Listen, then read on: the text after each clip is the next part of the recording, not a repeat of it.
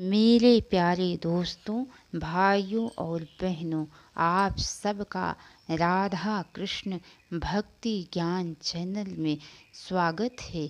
आज मैं आप सबको शिव महापुराण की कथा सुनाने जा रही हूँ, जिनकी कथा बड़ी ही अच्छी और बड़ी रोचक है, जिनको सुनने से भगवान भोलेनाथ बड़े ही प्रसन्न होते हैं।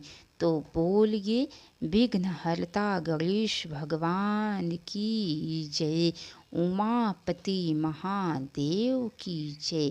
चलिए दोस्तों, आप सबको शिव महापुराण की आगे की कथा सुनाती हूँ। वायु देवता कहते हैं, जैसे जलते हुए दीपक की शिखा समूचे घर को प्रकाशित करती है, उसी प्रकार शिव पार्वती का तेज व्याप्त होकर संपूर्ण जगत को प्रकाश दे रहा है। वे दोनों शिवा और शिव सर्वस्वरूप हैं, सबका कल्याण करने वाले हैं। अतः सदा ही इन दोनों का पूजन, नमन एवं चिंतन करना चाहिए।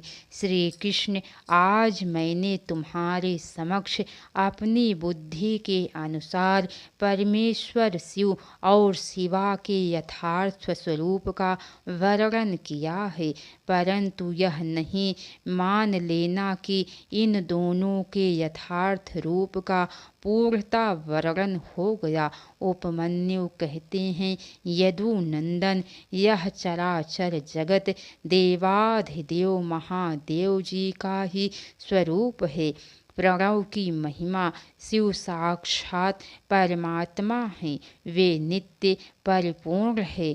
दूसरों पर परम अनुग्रह ही उनके समस्त कर्मों का फल है। प्रणव उन पर ब्रह्म परमात्मा शिव का वाचक है। शिव के रुद्र आदि नामों में प्रणव ही सबसे उत्कृष्ट माना गया है। प्रणव वाक्य शंभु के चिंतन और जप से जो सिद्धि प्राप्त होती है, वही परासिद्धि है। मांडूक्य उपनिषद में प्रणव ही 4 मात्राएं बताई गई हैं, आकार, उकार, मकार और नाद। आकार को ऋग्वेद, उकार को यजुर्वेद, मकार को सामवेद और नाद को अथर्ववेद कहा गया है।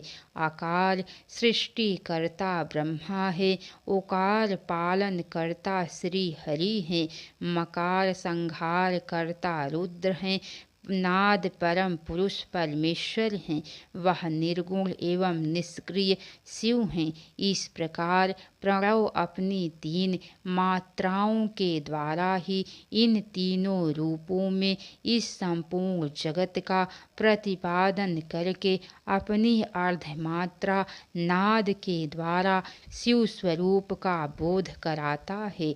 इनसे श्रेष्ठ दूसरा कुछ भी नहीं है। उन प्रणव रूप परम पुरुष परमेश्वर शिव से ही यह संपूर्ण जगत परिपूर्ण हुआ है। शिव के प्रसाद से प्राणियों की मुक्ति तथा 5 प्रकार के शिव धर्म का वर्णन उपमन्यु कहते हैं, हे श्री कृष्ण, जो अपने हृदय में शक्ति सहित भगवान शिव का दर्शन करते हैं, उन्हीं को सनातन शांति प्राप्त होती है। जब शिव और शक्ति की कृपा होती है, तब मुक्ति हाथ में आ जाती है। देवता, दानव, पशु पक्षी तथा कीड़े मकोड़े भी उनकी कृपा से मुक्त हो जाते हैं। परमात्मा शिव ने 5 प्रकार का शिव धर्म बतलाया है। तप, कर्म, जप, ध्यान और ज्ञान, लिंग पूजन आदि को कर्म कहते हैं। चंद्रायण आदि व्रत का नाम तप है। वाचिक, उपांशु तथा मानस 3 प्रकार की जो शिव मंत्र की आवृत्ति है उसी को जप कहते हैं। शिव का चिंतन ही ध्यान कहलाता है तथा शिव संबंधी आगमों में जिस ज्ञान का वर्णन है उसी को यहाँ ज्ञान शब्द से कहा गया है। अतः कल्याणकामी पुरुष को चाहिए कि वह परम कारण शिव में भक्ति को बढ़ाए तथा विषयासक्ति का त्याग करे। भगवान शिव के प्रति श्रद्धा भक्ति की आवश्यकता का प्रतिपादन। तदंतर श्री कृष्ण के प्रश्न करने पर उपमन्यु बोले, हे श्री कृष्ण, एक समय की बात है, देवी पार्वती ने भगवान शिव से पूछा, महादेव, जो आत्म तत्व आदि के साधन में नहीं लगे हैं तथा जिनका अंतःकरण पवित्र एवं वशीभूत नहीं है, ऐसे मंदमती मृत्युलोकवासी जीवात्माओं के वश में आप किस उपाय से हो सकते हैं। महादेव जी बोले, यदि साधक के मन में श्रद्धा भक्ति ना हो तो पूजन, तपस्या, जप, आसन आदि ज्ञान तथा अन्य साधनों से मैं भी उनके वशीभूत नहीं होता हूँ। यदि मनुष्यों की मुझ में श्रद्धा हो तो जिस किसी भी हेतु से मैं उनके वश में हो जाता हूँ। श्रद्धा ही स्वधर्म का हेतु है और वही इस लोक में वर्ण आश्रम पुरुषों की रक्षा करने वाली है। वर्ण आश्रम पुरुषों के संपूर्ण धर्म वेदों से सिद्ध हैं, अतः मेरे मुख से प्रतिपादित वर्ण धर्म का पालन अवश्य करना चाहिए। सब प्राणियों पर दया करनी चाहिए तथा अहिंसा धर्म का पालन करना चाहिए। सत्य बोलना चाहिए, चोरी से दूर रहना चाहिए, ईश्वर और परलोक पर विश्वास रखना चाहिए, मुझ में श्रद्धा रखना, इंद्रियों का संयम रखना, शास्त्रों को पढ़ना, मेरा चिंतन करना, ईश्वर के प्रति अनुराग रखना, सदा ज्ञानशील होना सभी के लिए नितांत आवश्यक है। फल की कामना से प्रेरित होकर कर्म करने से ही मनुष्य बंधन में पड़ता है, अतः कर्म के फल की कामना को त्याग देना चाहिए। वर्ण धर्म, नारी धर्म आदि का वर्णन। महादेव जी कहते हैं, मैं अब वर्ण धर्म का वर्णन करता हूँ। तीनों काल स्नान, विधिवत शिवलिंग पूजन, दान, ईश्वर प्रेम सदा और सर्वत्र दया, सत्य भाषण, संतोष, आस्तिकता, अहिंसा, लज्जा, श्रद्धा, स्वाध्याय, योग, ब्रह्म धर्म का पालन, उपदेश, श्रवण, तपस्या, क्षमा, शौच, निषिद्ध वस्तु का सेवन न करना, भस्म धारण करना, रुद्राक्ष की माला पहनना और मद्य तथा मद्य की गंध तक का त्याग, ये सभी वर्णों के सामान्य नियम है। इसके बाद ब्राह्मण, क्षत्रिय, वैश्य, शूद्र के विशेष धर्मों का वर्णन करने के अनंतर महादेव जी नारी धर्म का वर्णन करते हुए कहते हैं कि स्त्रियों के लिए पति की सेवा ही सनातन धर्म है। यदि पति की आज्ञा हो तो नारी मेरा पूजन भी कर सकती है। जो स्त्री पति की सेवा छोड़कर व्रत में तत्पर होती है वह नरक में जाती है।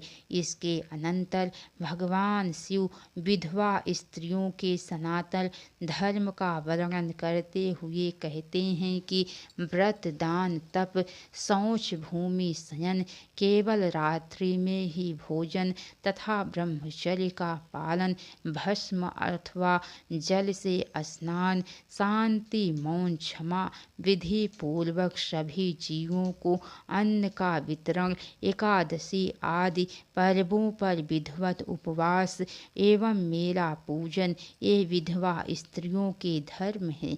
महादेव जी आगे कहते हैं, जिनका चित्त भगवान शिव में लगा है और जिनकी बुद्धि सुस्थिर है, ऐसे लोगों को इह लोक में और परलोक में सर्वत्र परमानंद की प्राप्ति होती है। ओम नमः शिवाय इस मंत्र से सब सिद्धियां सुलभ होती हैं। अतः पराबल विभूति उत्तम मध्यम ऐश्वर्य की प्राप्ति के लिए इस मंत्र का ज्ञान प्राप्त करना चाहिए। पंचाक्षर मंत्र के महात्म्य का वर्णन श्री कृष्ण बोले, हे प्रभु, अब मैं आपसे पंचाक्षर मंत्र के महात्म्य का तत्वतः वर्णन सुनना चाहता हूँ। उपमन्यु कहते हैं, हे देवकी नंदन, यह पंचाक्षर मंत्र वेद का सार तत्व है, मोक्षदायक देने वाला है, शिव की आज्ञा से सिद्ध है, संदेह शून्य है तथा शिव स्वरूप वाक्य है। इसके आगे की कथा दोस्तों आप सबको कल सुनने को मिलेंगी। तो कैसी लगी कथा लाइक करके कमेंट बॉक्स में ज़रूर बताइएगा। तो बोलिए हर हर महादेव। अब तक की सारी वीडियो देखने के लिए आप सबको बहुत बहुत धन्यवाद।